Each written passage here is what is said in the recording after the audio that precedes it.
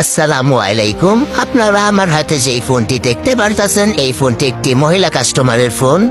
এই ফোনটির ডিসপ্লেতে প্রবলেম, তাই আমরা ডিসপ্লেটা চেঞ্জ করব।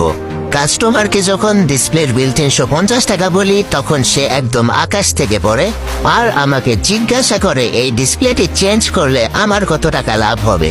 তখন আমি তাকে বললাম শুধু 50 টাকা লাভ হবে। এরপর সে কই যেন চলে গেল আর একটা ডিসপ্লে কিনে নিয়ে আসলো।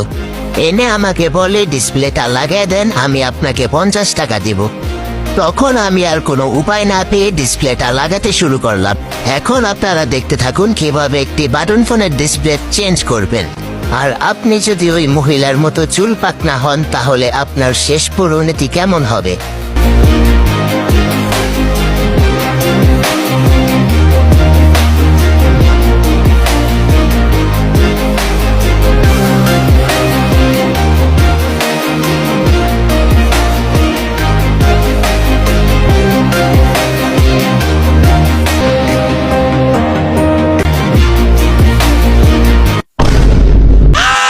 করে উঠলাম।